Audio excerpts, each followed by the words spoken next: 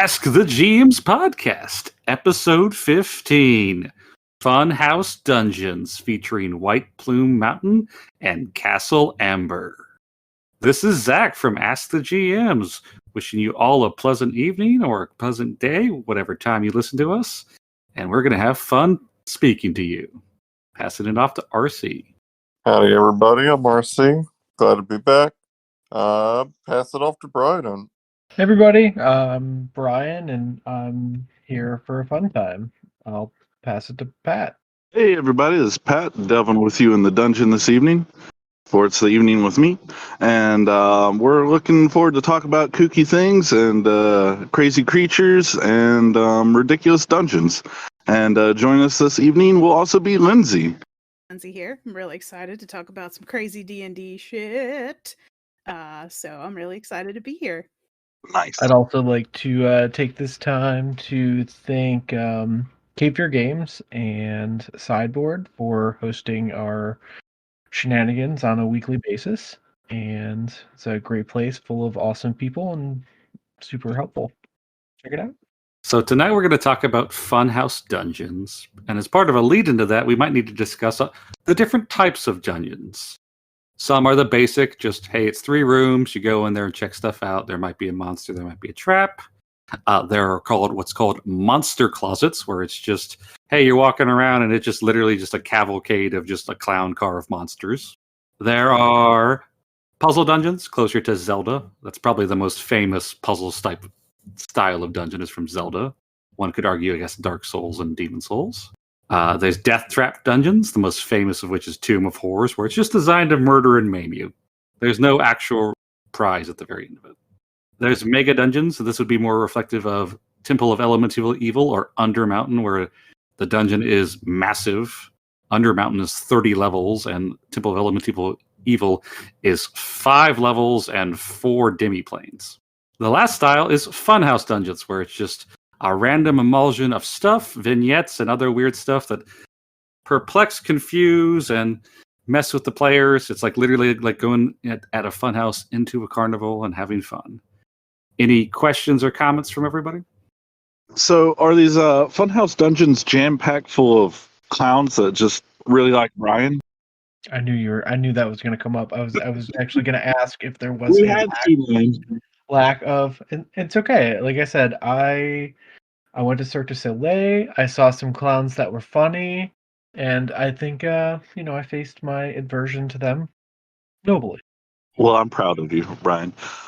Well, Zach, what would you say was one of your favorite kinds of styles of dungeons? I like Funhouse, but I like because, one, we don't get them very often. They tend to be kookier. They tend to be weirder. You tend to get the weirder encounters, the weirder traps. Also, the DMs that usually design or create those, or the authors that design or create those, usually make weird combination of monsters. So you usually see a lot of original monsters. What about you, RC? Do you have any preference to favorite style of dungeons? Yeah, I'm akin to the living dungeons more than anything. I just like dungeons that actually have an ecosystem and an environment to them.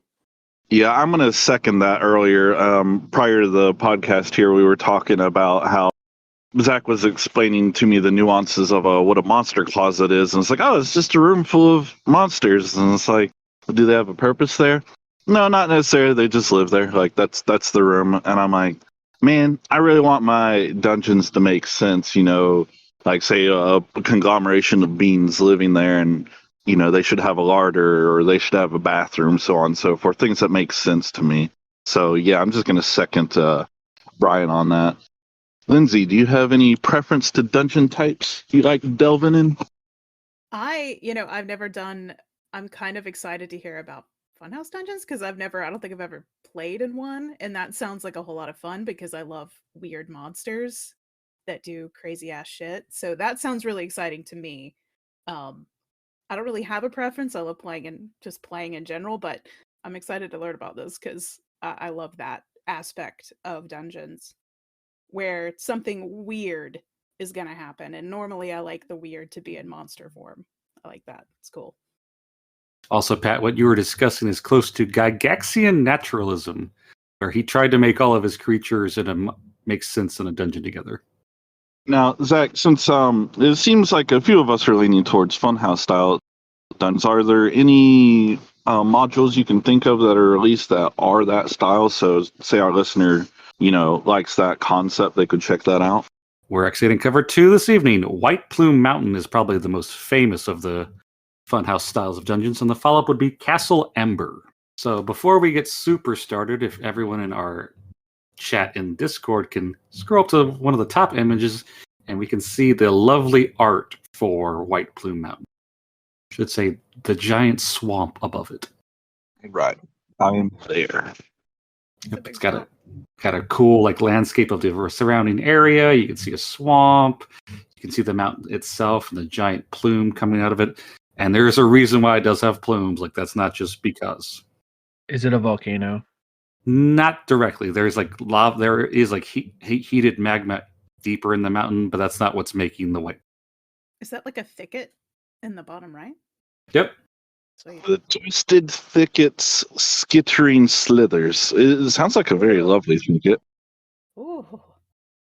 And it looks like off in the distance we have the cursed ruin of Castle Muko or Mukos. Who knows what lies within? And the thing that's pointing at it is almost a question mark in itself. So that's a nice little touch on the artwork. So a little bit of background on White Plume Mountain. It's part of the S series, which is the special series. The other famous dungeon from the S series is Tomb of Horrors. So this is in the same grouping as those. The author of this dungeon, this is how he got hired on D&D. He developed and gave them this dungeon. It's like, please hire me. And Gary's like, this is a cool dungeon. I'm going to publish it as is. And the author was like, I had some edits to make, man.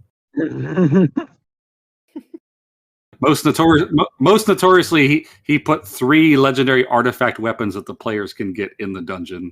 They're just available. Maybe don't put something of that power level just hanging around.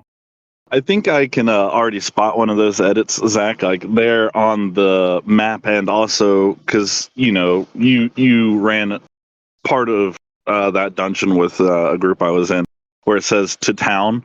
And I remember asking you, well, what's the town's name? And you're like, I don't know, Dirtsburg or Podunkville. It doesn't matter. Douchebagistan. Pittsburgh. is what it was. Douchebagistan? Nice. Yeah, it's written by Lawrence Schick. That's the author. It is recreated in Tales of the Yawning Portal for 5th edition. You do get robbed. All the S series books had an additional art book with it. And they did not recreate all that art in the 5th edition module, which is a crime. And there is an opening letter, but before we get to that, we're going to get to the legendary weapons, because they are notorious. They are Whelm, Wave, and Black Razor. Sorry, I feel like I did a little something. Black Razor does deserve that. It's literally stolen from the author Michael Moorcock and his series Stormbringer. He was like, I like that sword so much, I'm going to put it in my own modules, and then I'm just going to rename it. Just like what D&D and Lord of the Rings. Just rename it. Those aren't hobbits. Those are halflings. Yeah, that's when the token is sue them. It's no longer a Balrog. It's a Baelor, legally distinct. So, Zach, I got to ask you: do you have any lore or info you can tell us on these amazing weapons that we were so tantalized with to go into this deadly White Plume Mountain for? Yeah, you have Whelm, the legendary Warhammer. Gives you +3 to attack and damage rolls. You get a fear of being outdoors when wielding it. Really? That's what it says? Yeah. Okay. Prime for dwarves. It has a thrown property. You can throw it up to 60 feet, so it's literally like Thor's hammer. Oh, okay. Sweet. And it's called Whelm. Yes. But outside it's called Overwhelm. You can do shockwaves with it. It gives you supernatural aroundness, so you could just find secret doors, just like dwarves used to do in earlier editions. These are all sentient weapons, so they do speak to you, and they have a little bit of telepathy. And it's a lawful neutral weapon. It speaks Dwarvish, Giant, and Goblin. And in battle, it cries Dwarvish battle cries. That's amazing. Now, it's specifically designed to protect dwarves and kill goblins. So I guess does it make you do the battle cries? Like, No, the connection to it, or does it? the hammer yells. Okay. I guess with magic. What if? I guess I'm imagining a human grabbing a hold of this hammer, and this hammer's trying to talk to him in these 3 languages that he knows nothing about, and it's just getting pissed off that he can't communicate. It speaks telepathy. It can also hear and see out to 150 feet. Wow. This is, by the way, the weakest of the 3. All right. Well, what's number 2? Wave Legendary Trident. Requires attunement by a creature that worships the god of the sea. I don't know why that would come into play. Question mark, question mark, question mark. Also gives you +3 to damage and attack rolls. Gives you the ability of a Trident of Fish command, so you can command fish, a weapon of warning, so it gives you a bonus against getting surprised, a cap of water breathing, a cube of force, and prior to 5th edition, they removed this feature. It used to allow you to dehydrate people to death. Oh, wow, that's powerful. Unless you're a lich, and then I guess you don't care. Yep, it's a neutral weapon. Let's read and write Aquin, so the aqua people. You can speak with animals. It wants you to push the sea gods motives, convert more people to the sea god. I mean, I guess it sounds like you just become Aquaman when you brandish this thing. Yep, that's what I thought of as well. Commanding fish thing. Then last but not least, the legendary Black Razor. It's a very distinct sword. The blade shines like a piece of starry night filled with stars and galaxies. So it was cut from pure obsidian. So it's like looking at the starry night. And it does tremendous damage to White Walkers. Maybe. Boom. Actually, no, it actually doesn't do tremendous damage to White Walkers. We're going to get to that in a second. It has a special ability, Devour Soul. No. Yep, when you slay a creature, it devours its soul, unless it's a construct or undead. The souls of the innocent. Yep. You can only restore someone's soul with a wish spell after killing them with it, too. Black Razor gives you temporary HP for slaying someone's soul. However, if you kill undead with it, you take D10 necrotic damage. Oh, so it punishes you for hurting baddies. Yep, and if the damage you take from the necrotic damage kills you, Black Razor consumes you instead. While you hold it also gives you the ability Soul Hunter. While you hold the weapon, you are aware of tiny or larger creatures within 60 feet of you that aren't constructs or undead, and you can't be charmed or frightened. Black Razor can also choose to cast haste on you once a day. Sick. And that's its choice to do it, so you can't make it do it. Oh. What if you just persuade? What if you're just hey? Hey man, I could be faster. Hey man. Black Razor speaks with an imperious tone, as though it's accustomed to being obeyed. Its purpose is to consume souls. Oh, it's very nihilistic too. So it's what's his face? The nihilists from The Big Lebowski. Yes. They believe in nothing. Believe in nothing. It believes all matter sprang from negative energy in the void, and that's where it will return. I mean, it's not wrong. It sounds like the edgiest of edgelord weapons. Is that the conclusion of its capabilities there, Zach? Yep. Eat people's souls. So, I have an idea. It's a little masochistic. But as soon as, say, you run a game where everybody, gets these weapons, next campaign, they're in a desert fighting undead Egyptian pharaohs and stuff. Uh-oh. So, Aquaman Trident guy is going to be a sad boy in the desert. And then the Black Razor guy is just great, undead to fight. That's all I got. Okay. I guess the whelming hammer guy will be all right. Well, no, if you're above ground. I was gonna say, if you're above ground, he hates it. Yeah. As long as he's in a tomb, he just he's complains fine. the whole time. He's like, ah.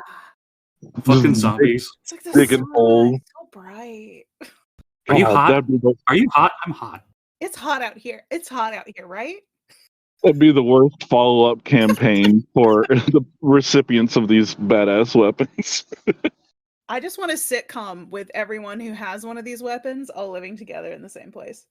with like them and the weapons. Well, they only kind of get along together. I mean, the weapons, not the people. So that might not last long.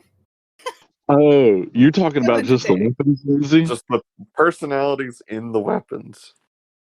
I was talking people with the weapons all Oh, living together.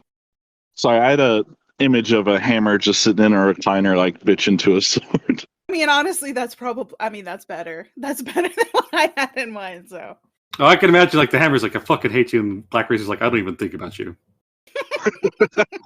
Yeah, that's that relationship dynamic for sure. we're all gonna return to the void anyway. So fuck off. So, White Plume Mountain is known for the crazy wizard known as Charybdis. He basically hid there 1,300 years ago. And then in a poof, these great magics were stolen from great scholars and churches. And then these letters appeared across the land. Search ye far and wide, search ye near. You'll find no trace of the three unless you follow the instructions clear. For the weapons abide with me. North, past the forest, farm and furrow, you must go to the feathered mound. Then down away from the sun you'll burrow. Forget life, forget light, forget sound. To rescue wave you must battle with the beast in the boiling bubble. Cross the cavern vast where the chain leaks rattle, lies whelm past the water spouts double. Black Razor yet remains to be won underneath the inverted ziggurat. That gather, think not you're done, for if you're fined, you will be cut. I care not, former owners brave, what heroes you make suits, though they be mighty, each of them will be my slave. All signed, Charybdis.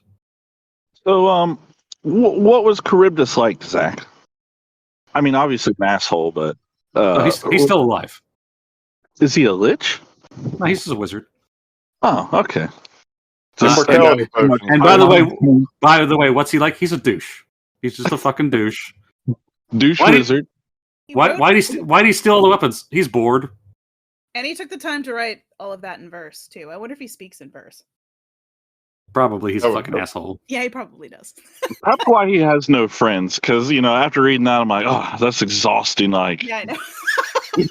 do we have what to? that is that he gets out regularly, but it's only to go to poetry slam sessions. And they don't even like him there.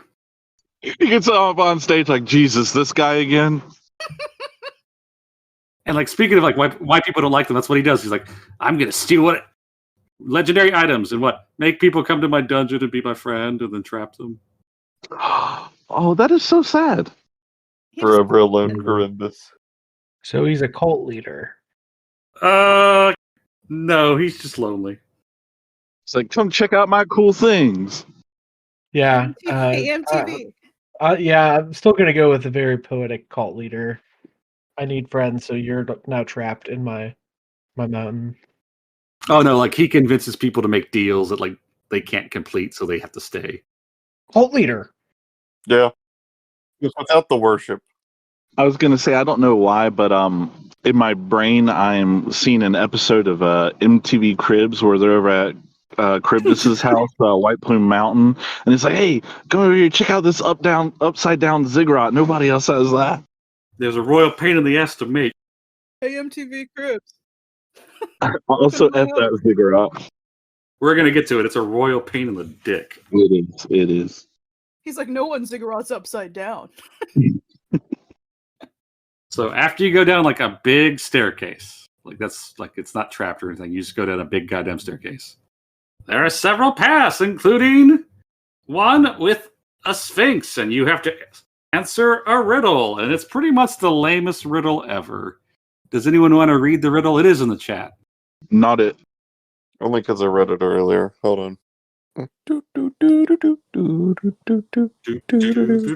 Is it lame as the entire riddle for at the end of the Da Vinci Code being Apple? Nope, Is it it's as lame not. as that. It's not as lame as that. It's just it's such a riddle. Like as soon as you hear like the second line, it's like I know what it fucking is. Oh, Round yeah, as she, yet flat as a board.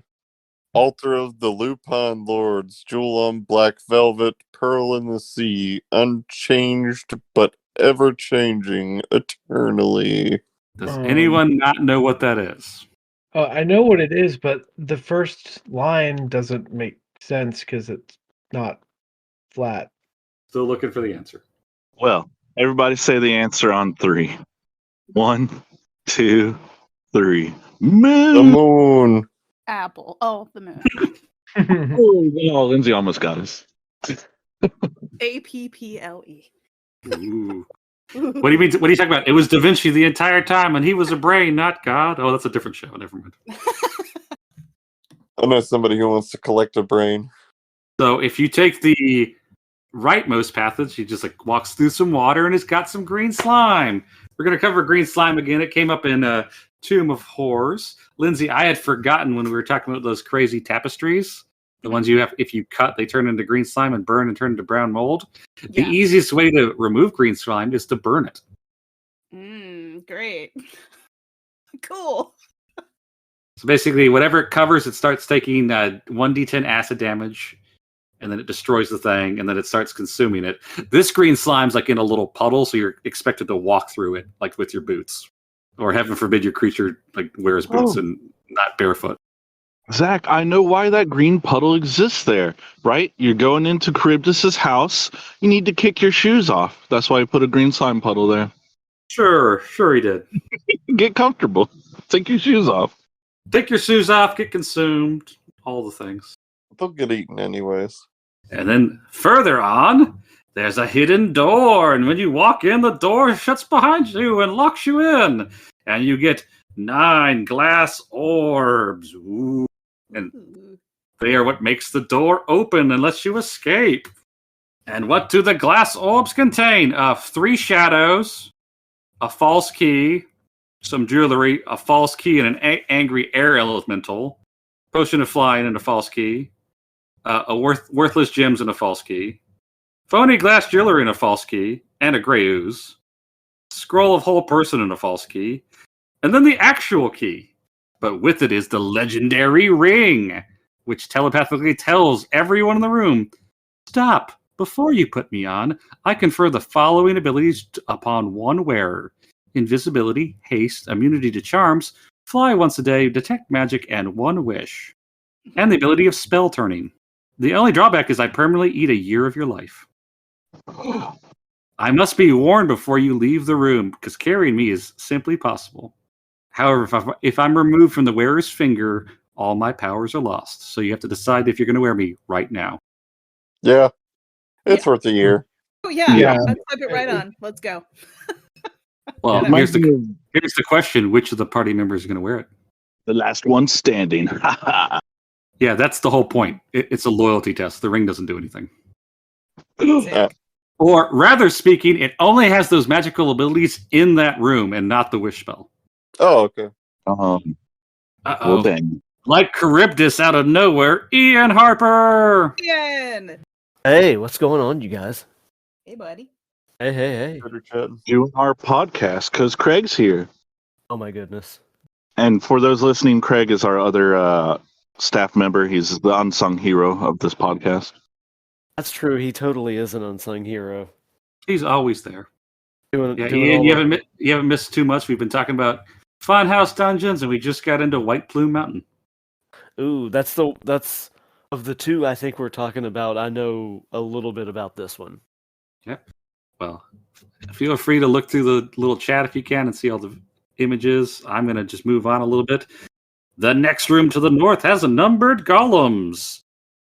If you attempt to move them or do anything, they attack you. And here's the riddle.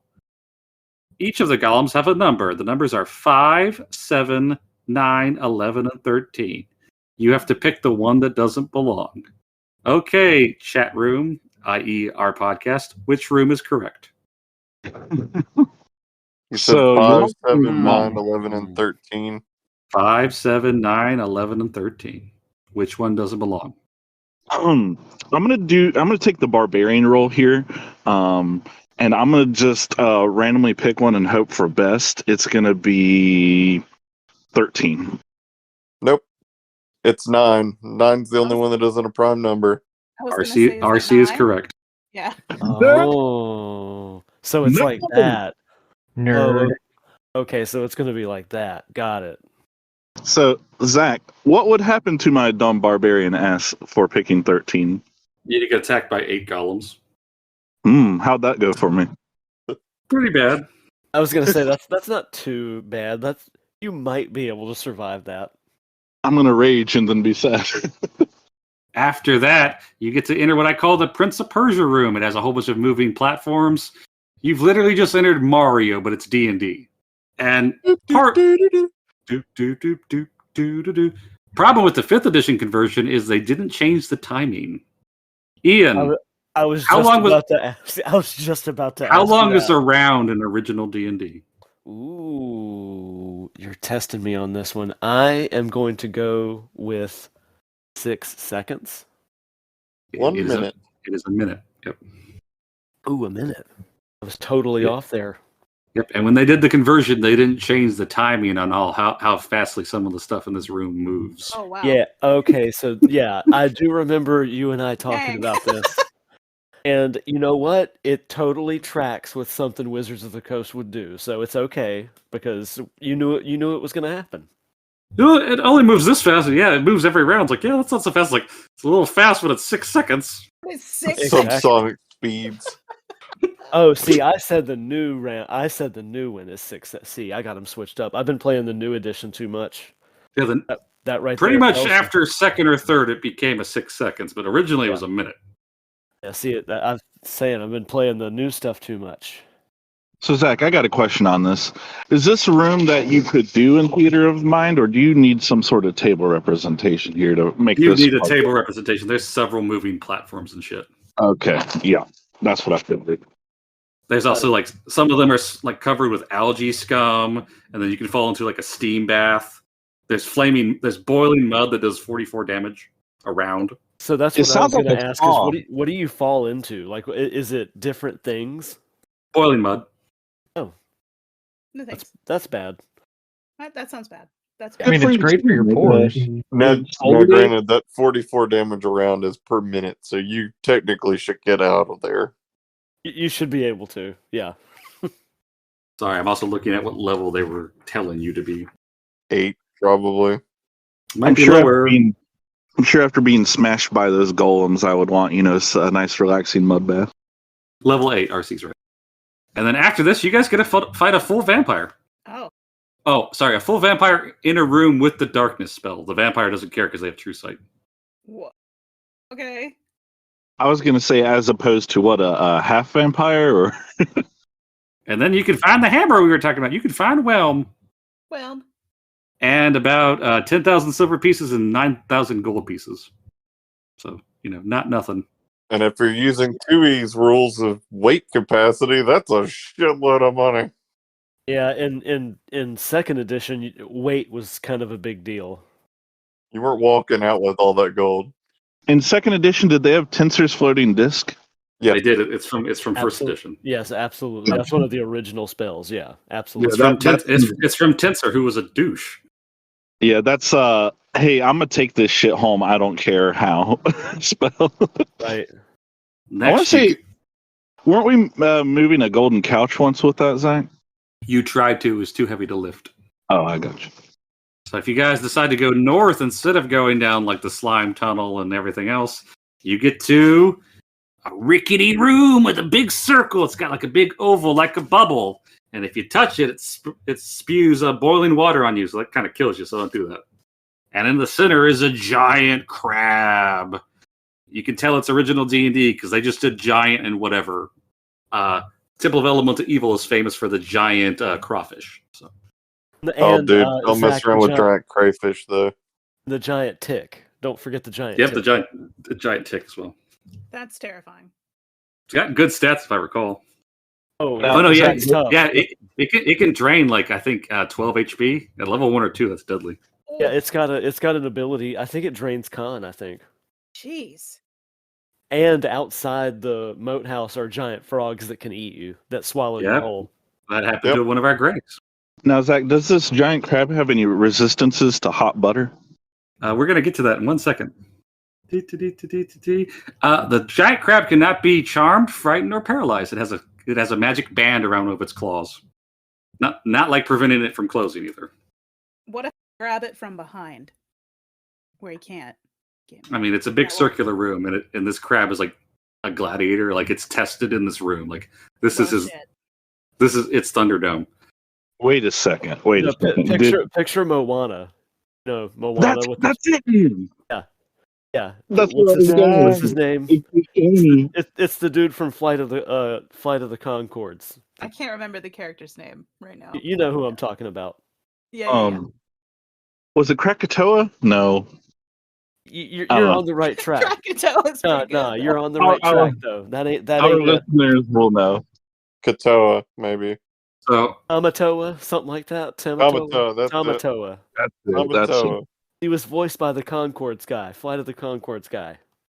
behind the crab is the statue that has the trident wave.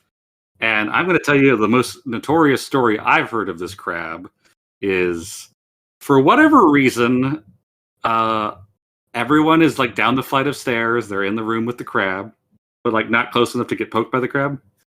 So it's like barbarian is second to last in turn order, like in marching order. Mistake. There's a person in front of them with a ring of regeneration, and it's the rest of the party and the wizard won initiative. Ian, I'll give you one guess. What spell did he cast? I'm just gonna say fireball. That's the correct spell. And you know what?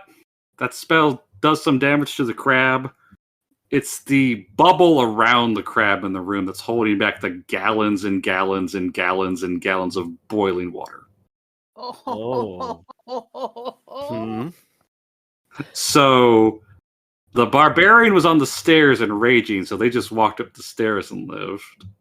And after the water drained, the person with the ring of regeneration just like regenerated. And that was the rest of the party. Wolf. Wow. That was a big oof.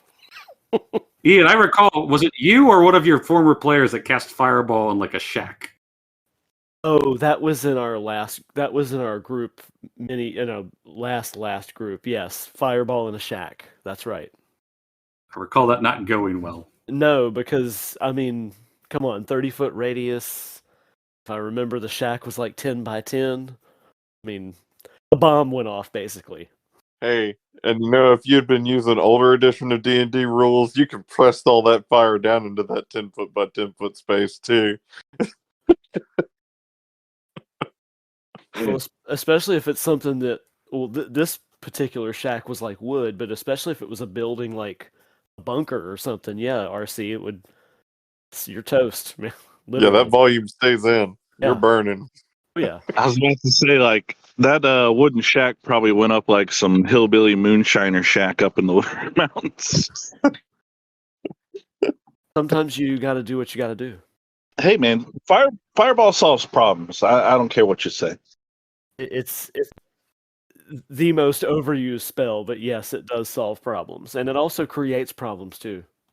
The third path in this funhouse dungeon eventually leads you to a frictionless floor. And I do mean frictionless. Awesome. And what's nice about the room is there's no clear door you can see, so you do have to go in there.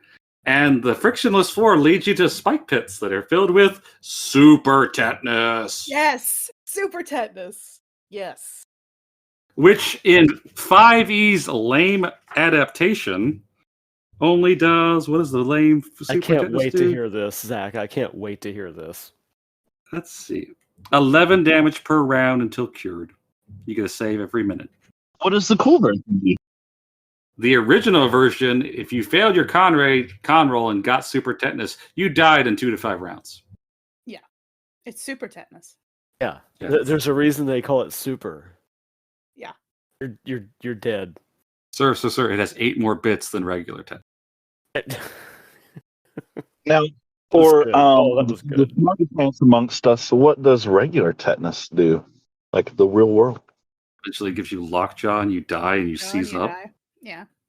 Oh, so the early edition was the more true edition. Oh Yeah. yeah. It's real bad. Huh. Oh Yeah. yeah. Yeah, Pat, you do not want like casual tetanus. That's not like a thing. no casual tetanus, I got the casual tetanus. dude. Pat, Google pictures of people that have died from tetanus. They look like a bow. They bow. I wouldn't recommend that. Oh, That's- no. Just saying. Oh, Just no, saying. it's so comforting. Want to see There's it? a reason. There's a vaccine for it. It's that Yeah, bad. exactly, Brian. Thank you, Brian. And after you successfully get through the frictionless room, get to like a room I actually really hate. Oh, what The is it? inverted ziggurat, which is just a big pain in the ass. How does this one go down? But it's So weird. it's an upside down pyramid. You know, a ziggurat. Mm-hmm. Let's see, what are the distances? I always forget. This is They're gonna be like- good. They're like 15 feet across, and you have to like jump down per level. The first one has 6 giant crawfish. Remember, we talked about giant idiot monsters. Yep. Yes. The following one has 6 giant scorpions. Yes. Oh, And by the way, like you have to go like 15 feet across. We're not talking the length down you got to fall to, which is like 20 feet. And then after that, it's giant sea lions. great.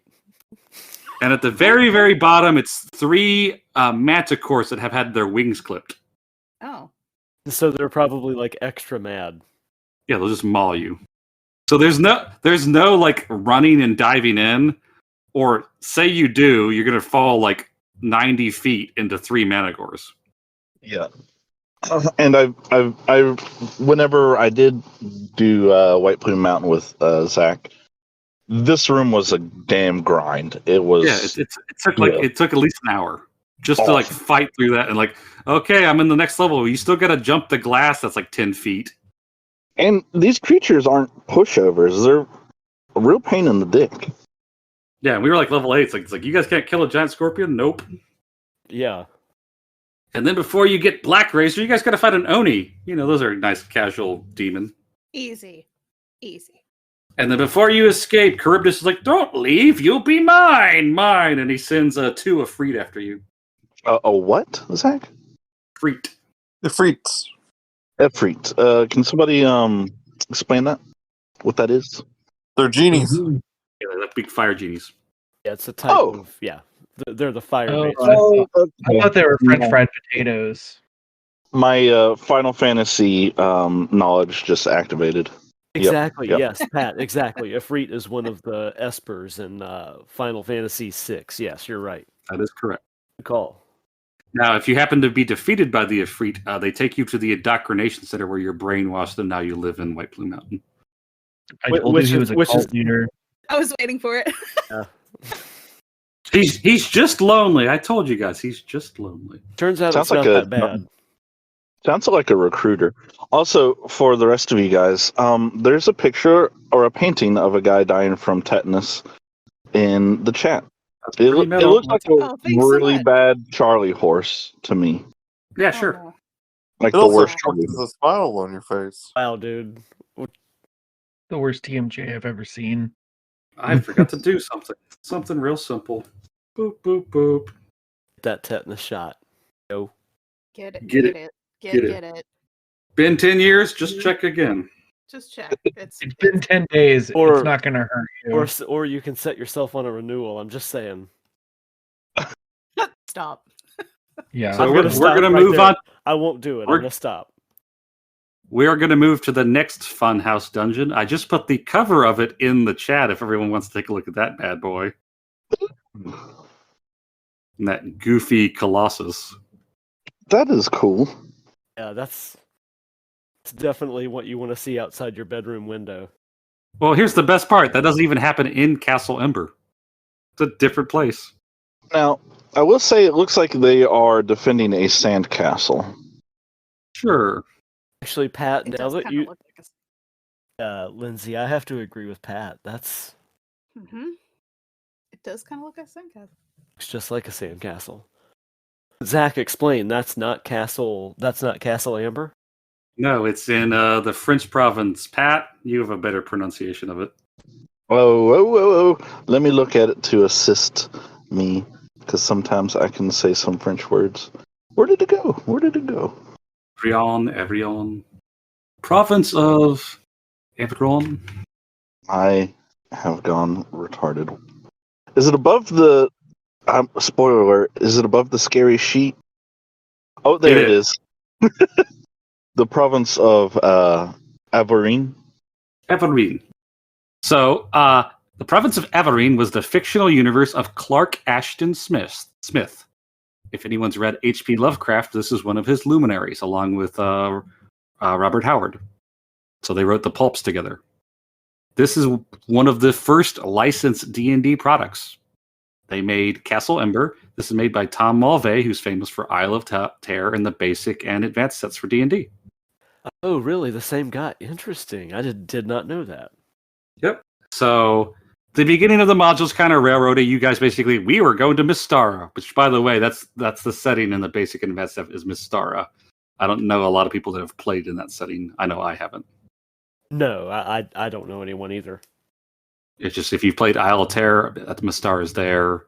It is one of the more famous original locations, that and Blackmoor. So once you enter the crazy castle, there's a boxing room. I'm reading that development right now. Zach, can I read it to everybody? Go for it. All right. As soon as the party enters, John Louise greets them in a friendly manner and quickly tries to set up a bare-knuckle boxing match between his Megan and whatever champion the party might choose from among their members. Ian, that'll be you. He offers even odds. The odds can be raised or lowered at the DM's discretion depending on how even the match is. And he will cover up to 10,000 gold in bets. Wow, that's a lot. The bets must be made from cash in hand. John Louise will extend to no credit. If the party has questions about where they are, who John Louise is, and other matters which are undoubtedly on their minds, John Louise offers to answer all their questions, provided one of the party fights as champion. Yep, and then it's literally just 5 rounds of boxing. If you last the first round, you get 10 gold. You last 3 rounds, you get 100 gold. If you get 4 rounds, it's 1,000 gold. You do 5, you get 5,000. And if you win, you get 10 grand. And he'll answer additional questions too. This is amazing. This is so great. Dude, is this Theodore Roosevelt's house? Because I feel like that's exactly what he would do if he showed up at the White House. Like, hey, let's box. Yes, dude. Stop. You're killing me right now, you dude. Now, Pat, you're aware of the guaranteed way to meet Teddy Roosevelt, right? How's that? So when he was in office, he went swimming naked in the Potomac every morning. So if you wanted a meeting with the president, you could go skinny dipping with him in the Potomac every morning. And he would probably try to fisticuffs you as he crawls out of the Potomac and, fight you butt naked. Yeah, he had a black belt in jiu-jitsu. Like, it was crazy. He's like, I don't even know what karate is. I know jiu-jitsu. Punch you in the face now. God. We need you, Teddy. We need you now more than ever. Dude, the original Chuck Norris, before Chuck Norris. Yeah, he's Chuck Norris's grandpappy. In the next room, you find 12 Rakasta, that's the cat demons. And they're just doing cat things. They're like, sunning themselves by a fireplace. And this is the first module they appear in. So they're like, hey, we're cats. Meow. And that's all they add to the campaign is they're just being cat demons? They're loyal to one of the family members that has a cat head. They think it's like, oh, it's our lord. But they're just randomly here. Okay. Knocking shit off of tables for fun. And then area 4, you get the dining room. And as the party enters, ghosts start moving around, and you guys can go sit down and have a meal. And it's specifically designed where it won't wait out. So if food is put in front of someone, you can't wait and see what it happens. You all have to eat or nobody eats. That sounds like a Midwest dinner to me. And here's what happens with the various items provided. The onion soup. You have to make a DC 15 wisdom throw. And you know what happens? Nothing. If you pass, nothing. If you fail, you get 1d4 permanent HP. Dude. That's it. Start down in the food. If you drink the amber wine, you're cured of any disease or blindness, any poison in your system. Anything else, nothing happens. Man, I'm loving this castle. You get to fight somebody in entertainment. You got little shithead cats, and you got the best foods. There's a tossed salad. One of your stats you randomly gain or lose 2 stats in, and another one you lose another random plus or 2.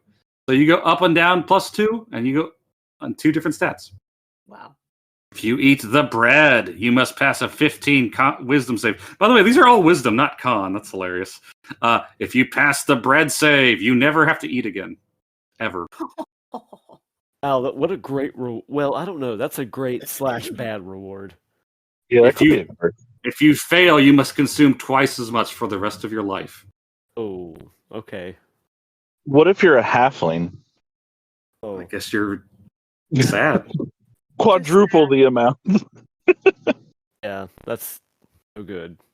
You can eat the mushrooms and wine sauce. A DC 13 con. If you pass, you have advantage on all poison saves forever. Forever. If you fail, you take 22 damage. Ow. How'd he die? Oh, he had the mushroom soup. If you eat the apple strudel, you have to pass a DC 10 intelligence check. If you fail, you can detect thoughts once a week.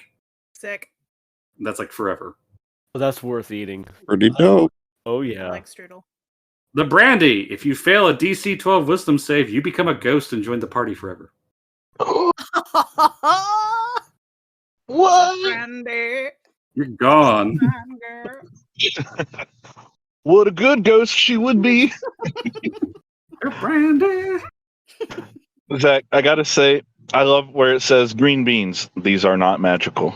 Yeah, nothing happens. There's also delicious roast beef. It's just roast beef. Aw. It's just like somebody hates their vegetables. Upstairs is a servant's room, and it's got a great treasure chest. However, the 24 by 5 foot square room is covered with green slime. Oh, cool. That's 2 feet deep. Oh my god. It's a kiddie pool of green slime. It's okay if you try to fly through there, like you're just going to hover above it. The ceiling is covered with a black pudding, the whole ceiling. So the ceiling falls on you and eats you. Oh, cool. Now- Acidically, horribly. And just in case, if you want to just teleport and touch the chest, it's a gray ooze. Just don't go in that room. It's a bad room. And as Sounds like a sticky situation. as we know from previous adventures and previous episodes, oozes and puddings and slimes are just never a good thing. So it even in the 5th edition remake from Goodman Games, designer's notes: a player opened that door, said nope, shut it, and left. Nope. To be fair, there is something bitchin' in that chest. What's in the chest? What's in the box? Legendary longsword, Hurv the blade. Stats, what's it do? Come on. +2 to rolls, +2 to damage. Magic weapon, that's fine. That's not that crazy. You can detect magic within 30 feet. That's not bad. It knows the location of all secret doors within 10 feet. Okay, Sweet. I like this. It lets you detect traps. Oh, so this is like a rogue sword. Okay, got it. It can detect alarm spells and gifts of warding. Hell yeah. It's a neutral weapon. I dub it the know-it-all sword. Yeah, it's one of the 2 best swords in this module. There's one that's slightly better, but it's pretty dope. The problem is you have to go through all that shit to get to it. Now, so I know the slime you dissolve in it. What do the pudding and what was the gray thing? Great. The gray ooze. The And gray by the way, ooze Pat, eats metal. you don't dissolve in green slime. It dissolves your clothes and then it consumes you and you become green slime. Oh, okay. So what about the pudding and the ooze? What do they do to you? The black ooze does incredible acid damage, so even more than the green slime does. Okay. When I say incredible, like enough to destroy magic armor and weapons. Oh. Like that sword's dope. It is not worth going in that room for. There is a staff of healing though, and there's 1,000 platinum pieces in that chest. Never mind. I guess it is worth it. So, color me ignorant because I haven't played D&D that much. But like, is there any way? Like, how could one go about getting through this room? I guess a fireball to start with. Yeah. Like you're gonna have to burn away all the green Burn ooze. it. Yeah, you're gonna whoever your wizard is gonna use all their spell slots just blasting, burning this thing away. And hope the black pudding doesn't fall on them afterwards. That too. Oh. We go back to fireball solves all problems yet again. Okay. Solves the green slime problem. Well, it only solves one problem. There's a lot of problems in this spot. Well, it hurts the ooze and the black pudding, but Let's see what is next.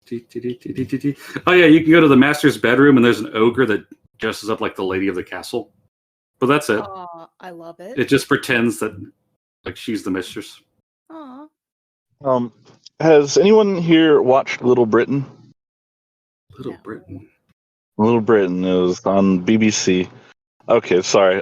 There was just this character that was most obviously a very muscular man, big man, and he would always go into a bar, and everyone would know he was a man in a dress, but he would always be like, "But I'm a lady," and that's what I'm imagining this You're ogre is. picturing it in your head. Yeah. I want to be this ogre's friend. I thought about Bill Dauterive dressing up as his wife Lenore. For anybody that watched King of the Hill, at least. Yes. Oh yes, yes. One of the bedrooms has a sheet phantom, Yes. as in like it's your sheet, but also like a ghost. And there's also the sheet ghoul, so it's like your sheet, but a ghoul. I just love this concept. I love it. The art is so good. I love it. Zach, Yeah. should I read the descriptors on these critters for our Do it. listeners? Okay, so this is for the sheet phantom. A gauzy sheet moves in the draft of the open windows, fluttering like a forgotten banner on an ancient battlefield. Suddenly, 3 slits open in the sheet's front, revealing a wide, laughing mouth and a pair of burning orange eyes. It slithers up the wall and drops down on an unsuspecting ally. And it's got a fantastic, teethy grin with evil eyes looking down upon this unsuspecting fool. With a very, very low, like V-neck. Like it's not even. It's like all the way down his torso. Like amazing. Oh yeah, he's definitely got man chest laid bare for all to see. Oh yeah, man. That's romance novel stuff right there. That's what I was thinking. Maybe it's Fabio. He's the unsuspecting victim. And here we have our sheet ghoul. A gaunt humanoid creature with leathery skin resembling rumpled fabric advances towards you on all fours. Smoking snot drips from its nose, streaking its flesh with thin, pallid runnels. Its claws clack on the stone floor, and it suddenly launches itself in your direction. And it looks like a goblin in dirty laundry to me. Yeah, it's something weird.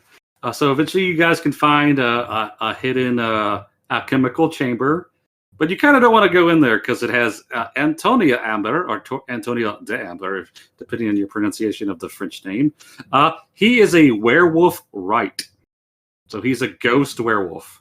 So half werewolf, half ghost. This is just not fair. If this is I didn't even know that was an option. no, in first or second edition, this is just not fair. In later editions, it's probably you can overcome it, but in early editions, that's just not fair. Would you say he's a power gamer or he's min-maxing? Edgelording. See, he's got 60 HP and AC of 12. He has a crap ton of damage immunities and resistances. He can't polymorph. He does still get his life drain, though. So yeah, don't fight it. Don't fight that. Oh, there's a reason for this amalgamation of beast. Yeah. The creature is Antoine Amber, once a living member of the Amber clan, but now a white werewolf, a unique form of undead. The secret space was used by Antoine during his breathing days to develop a cure, or at least a means to control his lycanthropy.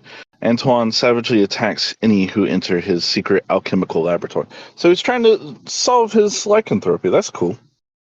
I mean, when he was alive. Yeah. Obviously, the experiment didn't go so well, and shit went sideways. You guys can find the hidden bathroom that has bathtub tentacles. Oh man. Oh no! Sick. Tell us about these. All the monsters. They help wash your back.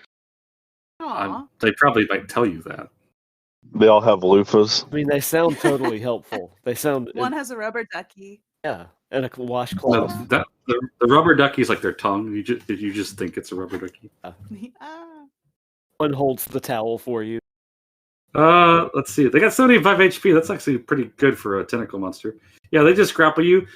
Gray-green tentacle lined with yellow suckers that erupt suddenly from the bathroom, thrashing mildly. You can find a library, one of the early libraries in the trophy room where you can see like hunted animals and stuff. But the funny part is they're in French, which is not a D&D language. So you'd have to literally have comprehend languages. Yeah. Yeah, that's Now, weird. Zach, it's not written in the book in French, right? Like in the module, no. But the Oh, text okay. for the players is in French. Just checking.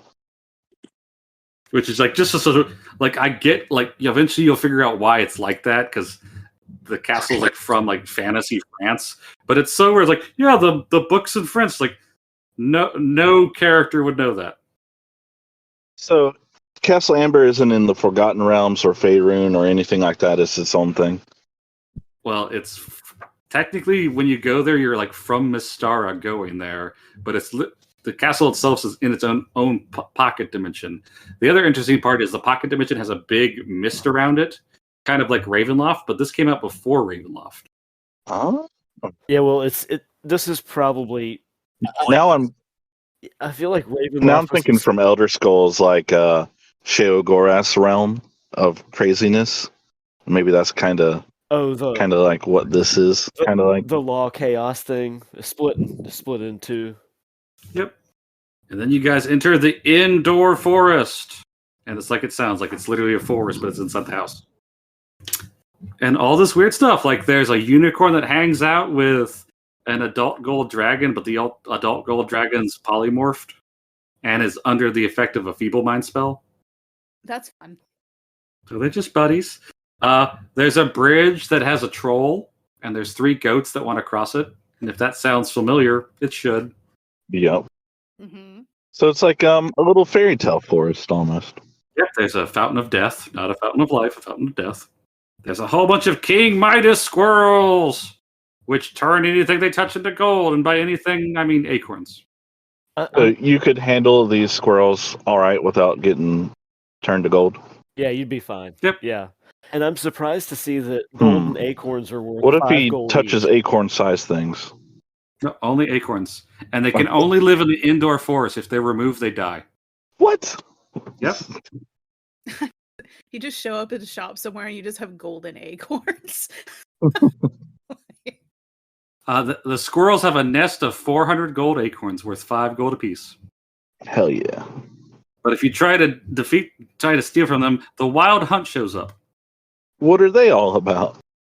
It's one of the Amber family, and they're like wild animals, just like the hunting lodge. They're into nature. So like don't attack stuff.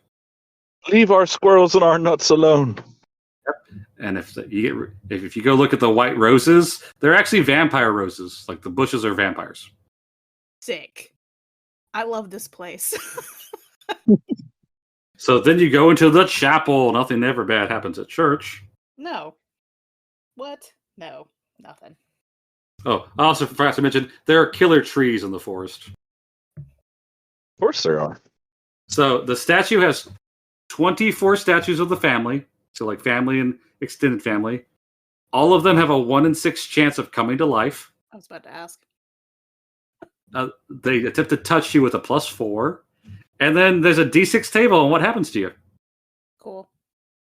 Option 1, you get a permanent +1 modifier to everything. Ooh. Option 2, curse, which gives you a D4 of the bullshit it gives you.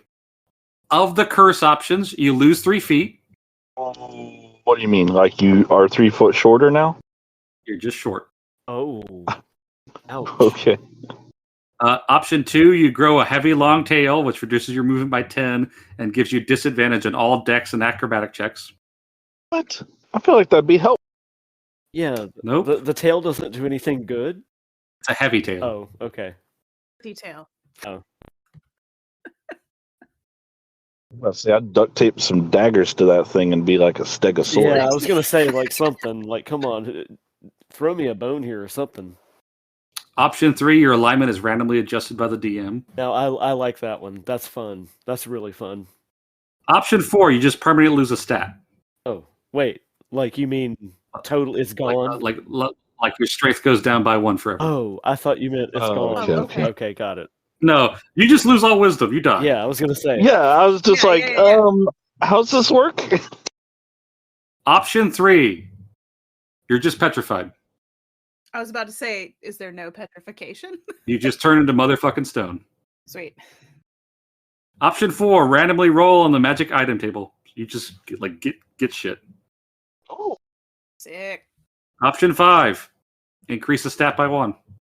wasn't that option 1 also? Nope.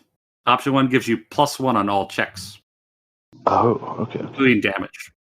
Option 6, you get a disease, and you get a roll on a little disease table. Ooh. Did super tetanus make a reappearance? It actually doesn't. I'm kind of sad. I was hoping for super tetanus again. Yeah, we're just gonna have to scratch one out and Yeah. add that one in. Oh, I would just go to the little chart and make sure it's added. You They can go to replaced it the with super hepatitis. Ooh. super hep. You can go to the reliquary in the chapel, and it's got all these weird like bladders, like pinatas, and you can poke them, Mm-hmm. and they contain the following stuff: just water, just water, 1,000 gold, Ooh. motherfucking killer bees. Like Yeah. legit killer bees. Like it's literally labeled as killer bees. Sick. Another one has the killer bee queen, and just a cockatrice. So if you weren't petrified by the statues, Now, how big are these bladders, and how big is a cockatrice? so the bees and the cockatrice is like little size of a chicken. The bees in Oh. the photo are like the size of my cat, like Copper. No. Yeah, you say Copper, but now imagine him as a bee. That's a big goddamn bee. That's a big bee.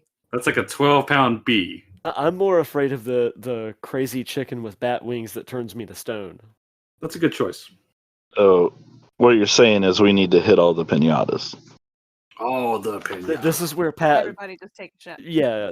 after touching every statue. Yes. Yep. You can't petrify me if I'm already petrified, son. Yeah. Eventually, you guys reach the library. You find the one good Amber. It's Claude to Amber. He's partially polymorphed to be a dog. That's because he's loyal. And you can read into the library, and it gives you hey, how to break the curse and escape is one of the clues in there. There's a scroll of fireball, ice storm, and one if you read it, you just become a mastiff. You're a dog now. Yeah. Do You're a you doggy. get a new character sheet, or do you retain your stats? You're just a mastiff till someone casts Greater Restoration on you. I'll stay a mastiff. I don't care. Yeah. That's what I was like. Yeah. And here's We're your gonna- first clue on how to escape. You need 3 silver keys, and you need to find 6 magic items. Then what? You must summon Prince Stephen's tomb from beyond space and time. You need the enchanted sword of Slayer, the Viper circlet, the hidden mirror, the ring of Evian, and a potion of time travel. All found in Evian, our hometown. Huh. I'm digging the potion of time travel. So wait. At this point in the adventure, we're in Castle Amber, right? Yep. And where is Castle Amber in all this this map? Apparently in Evian somewhere. I have no idea. Okay, so it's to the north. I'm looking at it.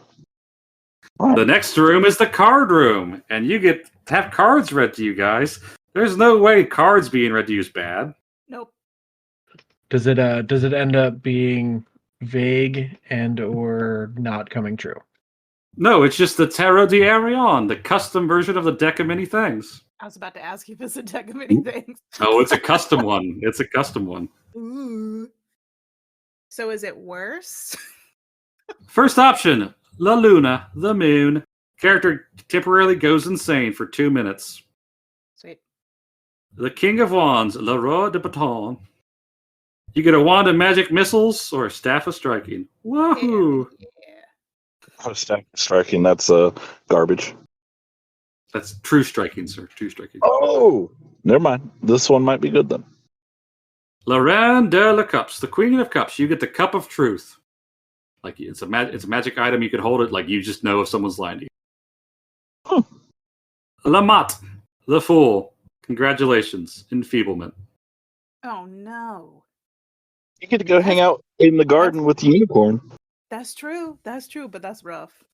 The page of coins, Valet de Coinas. All your coins disappear.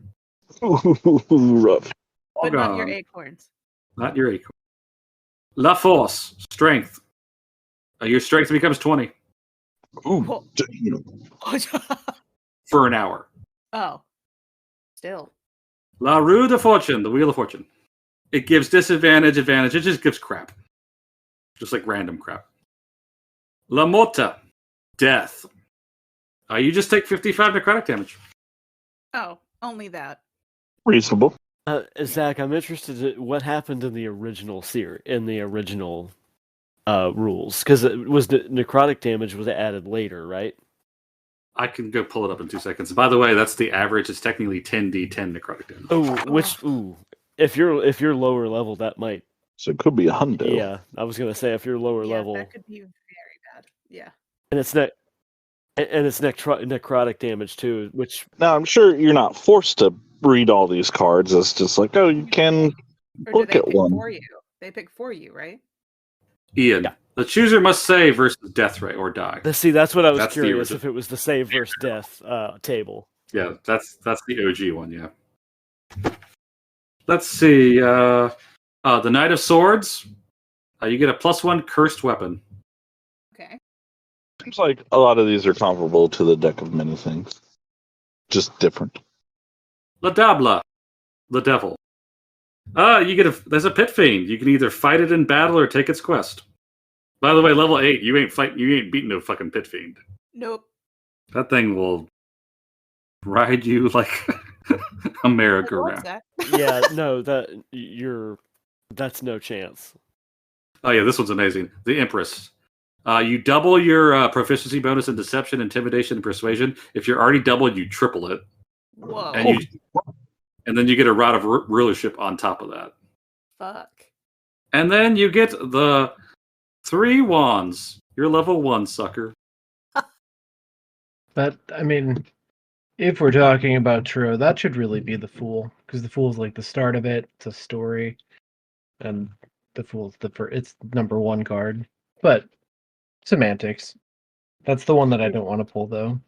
So this is you're having them read to you, correct? So they're You go to a card room and someone reads them to you. You're not guaranteed. Someone's to get the like list. basically reading tarot, and they're pulling it for you. Okay. Ooh. There's the Green Room. It literally has the Green Knight in it. I mean, like Sir Gawain and the Green Knight. Oh, sick. Also, a really weird movie if anyone cares to see it. I really want to see that. I haven't. It is good. It's actually not that weird, Pat. It's like really close to the story. It's just the story's weird as shit. Yeah, I love the Green Knight. It's weird. By the way, it is a custom djinn, so don't fight that thing. Oh no. Oh no. There's the Red Room. It's got a Red Knight. He's like a knight crossed with an Ifrit, and he has treasure, but it's literally molten gold. So you get his money, but it gets melted onto you? No, it's permanently malted gold. Like it's 5,000 coins of malted gold. Hope you brought a bucket with They'll you. take that in the bazaar. I'm sure there's one trader that'll be willing to take that. You die from taking it? Not just like carry a crucible around and just pour it into their hands. There's a room of lupins. Not werewolves, but lupins, so dog people. They're not werewolves. There's gremlins. They do what you think gremlins do. They just fuck with you. Are the dogmen nice? Yeah, they're friends with the other dogman. Can you like rub their bellies and they'll be all right? Sure can. You got to give them a treat first. Okay, cool. But if you're already a mastiff, though, then you're good. That's where I'm going with it, Lindsay. I would already be a mastiff. Yeah. Lindsay, they got your favorite thing. Mm-mm. Paintings. Yay! Great. Nothing ever bad comes from looking at paintings. One of them just gives you hints where some of the silver keys you need are hidden, so that's good. One kind of like mentally throws you in a bottomless pit, so you have to roll or fall into like a mental abyss. Ooh. And one just has like mundane treasures like hidden through it. Oh. Fun stuff there. Hey, there's a rust monster. Everyone loves the rust monster. They're always fun. Wasn't that the only one that they made a toy of? No. It was originally a toy, and then when they were making the monster manual, we're going to turn that into a monster. Oh, I got it the other way around. Yeah, so it was some random toy set. They're like, that thing looks weird as shit. Make it a D&D monster.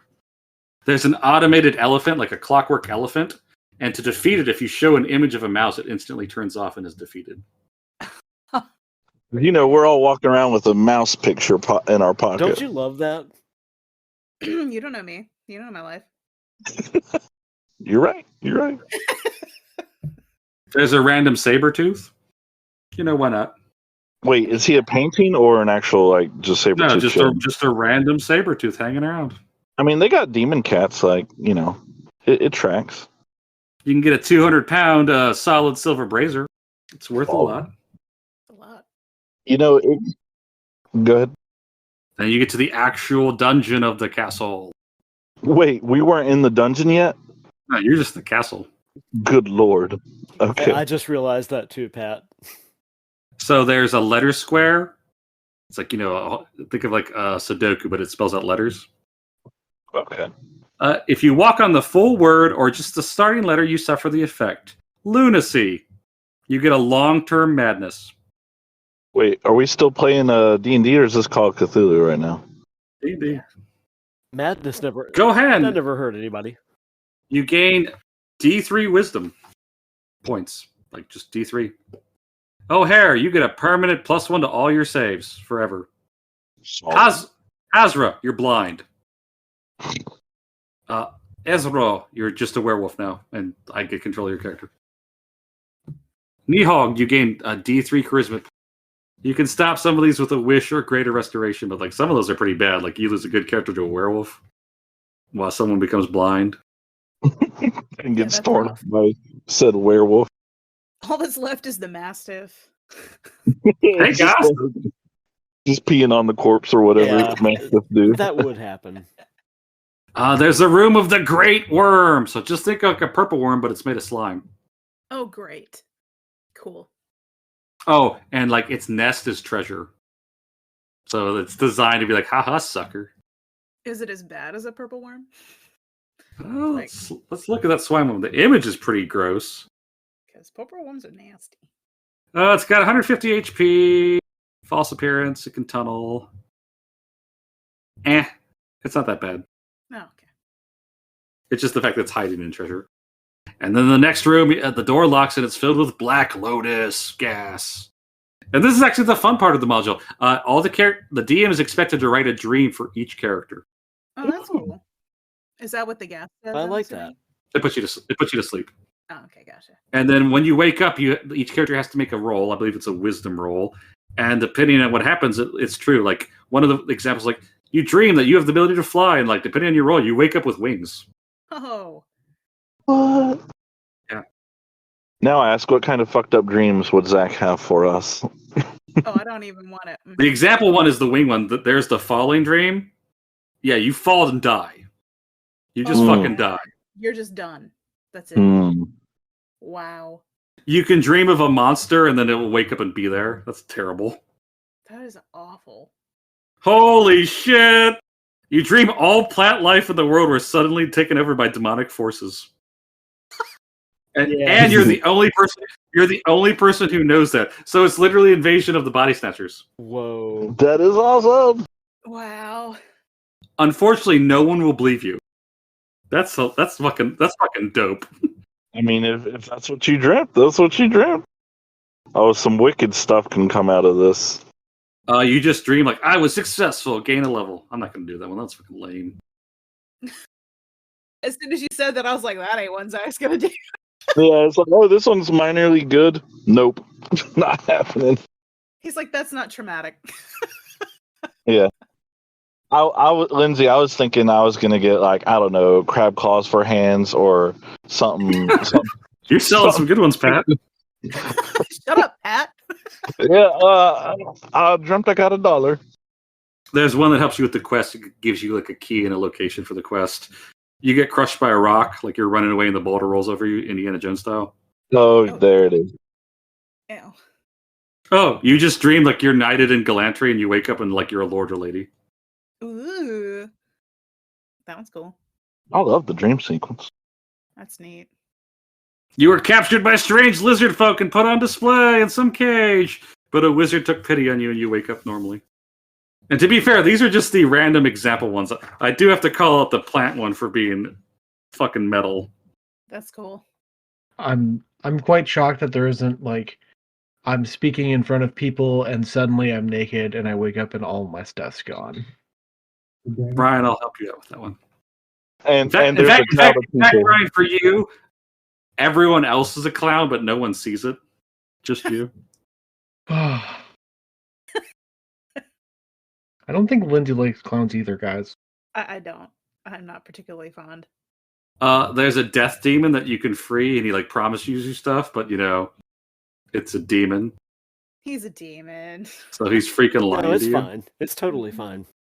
To be fair, behind him is a horn of banishment, which does what you think it does. Does not affect the demon, though. Oh, I know what Lindsay's dream would be. She would develop telekinetic powers, but she would have constant amnesia. Just Yeah. never know where she's at. Yep. She'd constantly have to be reminded that she has mind powers. So she would constantly forget the plot of the movie Firestarter. Yes. Ooh. Yes. I'd have to get it'd be like Memento. I'd have to tattoo a reminder on my arm. Yep. So at the very end of the dungeon, there's an amber lion you can fight. He's worth about $5,000 in amber, like just rock. And then if you get 3 keys, you can go to Avrion, the French countryside, France. How quaint. And that's where you go to find the hidden items. You have to kill a werewolf, which technically is very French if you think about it, because in the Joan of Arc days there was a reported historical encounter with a werewolf. People were talking about it. That's cool. And then you have the questing beast, and you have to defeat that giant Colossus, which is on the cover. He's gonna come wreck the town. That's rude. Yep. And we're gonna go look at his stats. There's also just randomly the Wicker Man, from the movie. What? Yeah, I'm not quite sure there's where that came from. It's just randomly in there. It's not even kind of. It's literally the Wicker Man.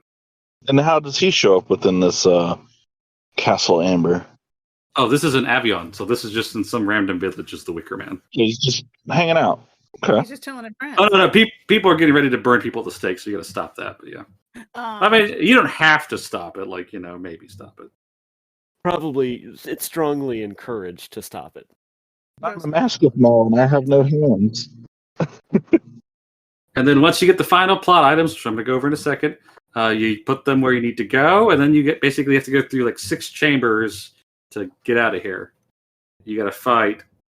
It's you don't have to fight. You could sneak by an adult blue dragon. I guess you could fight it. I don't recommend it. No thanks. There's a fire salamander, a Varan, a stone giant, a manticore, a shark, a motherfucking shark, and a hydra. Does he flop at Wait, you? hold on. Yeah. Is it No, a you- giant shark? It is, and you get dumped in the water to fight it. Okay, there we go. Okay. What if you have the trident? Can you persuade it to stop attacking you? Well, that would be from a different module, but maybe. You can talk to fish with it. The Colossus! AC 20. It's a Colossus. That's fine, actually. It's huge. 315 HP. It's immune to a crap ton. Cool. Just to let you know, it doesn't require air or anything. I'm pretty sure we all assume that. Yeah. Gets bonuses on all saving throws. It does double damage to structures. It's Colossus. It can literally pick up a pine tree and beat you to death with it. Awesome. And he gets to make 2 attacks around, Oh my god. including stomping and or punching you. I don't think you want that thing The to hits punch just you. keep on coming. No. Oh, his punch is plus 14 to hit. Damn, so it's connecting. It's got a 15-foot reach on the damn thing too. Yeah, to Pat's point, you're getting hit with that. Yep. For You gonna for get punched. for 22 whole damage. Sure. Get chunked. And then before we get to the very end, let's go to that other sword, the Sword of Slayer. I'm wondering why this Colossus has beef with the town. There's an angry wizard that rides on his back like Master. It's not really Master Blaster style. It's in a little basket. Oh. Like a But bicycle. he's got a reason to be mad. Okay, so what's this wizard's beef with the town? or he's just another asshole wizard. Or is he just a dick? Pretty much just another Yeah, asshole dick wizard. That's what everything inside. God, do they have anything better to No, do? Pat. Be douchebags? No, No. Pat. Ponder In orbs? original D&D, that's what they all were, asshole wizards. All those fake keys and those orbs in White Plume Mountain was just ridiculous. Well, no, it's like, why are all the wizards dicks? Because they're me, Gygax. Oh, wait. These weren't... Well, no. Okay, one wasn't made by Gygax, but Gygax was all about it. So I guess he backed up this dickery. The Enchanted Sword of Slayer. It's a Fey sword. That's good. +2 to damage and attack rolls. Pretty standard. Undead Slayer. You get a +3 to undead. And if you roll a 20 against the undead, they're just gone. Cool. You just un them. Let's see. You get the ability to detect good and evil and see invisible while you're holding the sword. And you cast fly 3 times a day with it. Oh, So yeah, that thing's pretty hot. that's rad. So anyway, you go through the weird, like, hey, let's get through all those monsters. You get to the tomb of Steve and Amber. You open up the tomb. It says, hey, burn the tapestry to break my curse. You do that. He's like, thank God, you got me out of here. He sends you back to the real world, and he casts 4 wishes on everybody. Now, the actual plot. We didn't talk about it at the beginning of it because it's a weird dungeon. Basically, Steve and Amber's family conspired to kill him. Basically, like, his brother was shacked up with his wife. They were all basically just all wizards. So he's like, okay, I got it. They're going to come for me. I can't stop them. But like the ring he wears is literally a ring of 4 wishes. So you're going to go fight someone with like 4 wish spells ready. So he basically like cursed everyone. And everyone in the castle is basically what he thought of all of them. So that's why it has like a weird fairy tale vibe and everything's kind of wonky. Oh, that's cool. That's really cool. This is fun. That's fun. Yeah. Yeah, this one seems way more appealing to me than White Plume Mountain. Like this one, I don't know. It just had a lot of. This one was more funhousey than I think White Plume. Well, it also had more writing time because like White Plume was like just submitted and they just like printed it first, and the guy got hired at the spot, and he had more work he wanted to do, but TSR was like, put it out. Yeah, that track. By the way, the time potion sends you 700 years in the past, so I hope you're like an elf. Whoa. Yeah. Wow. Like, would we have to play a separate campaign? If you're dumb enough to drink it, yeah, I guess you're by yourself. And then some notable creatures that we haven't covered: the Brain Collector, the Brian Collector, is actually from this module. Collecting all the Bryans. I don't know how I feel about being collected. Another thing, in Warhammer Fantasy, if you play Death on the Reich, that one has a really cool castle at the end of it, and it's kind of the same thing. It's like this weird, twisted version of this family that you run into. It's not quite Funhouse, but it's kind of like just kind of mirrored and weird and fairy tale, which is actually something I do like about it. One negative of just modern D&D is I don't think it's comfortable doing Funhouse dungeons anymore. I don't think they're willing to do the crazy adjustments to stats. And it's pretty rare you see like crazy monsters. Like it's a werewolf and a right. Yeah, or Phantom Sheet. Yeah. I feel like 5th edition's more combat based and less puzzle solving and things like this. So Zach, where does the bone saw come up? Oh, so that was just a discussion of just cool legendary weapons. Oh, okay. Kind of alongside the Black Razor and Wellman Wave and stuff. Yeah, it's the bone saw. That calls you a peanut head, and if it doesn't if it doesn't enjoy what's going on, it calls it cocksuckery. Yep. No, I like that item a lot. I just think it's interesting. Like if you open the 5th edition D&G, Whelm, Wave, and Black Razor are all in there, and they all come from one adventure. It's pretty rare to get a module that gives you so much artifact wise.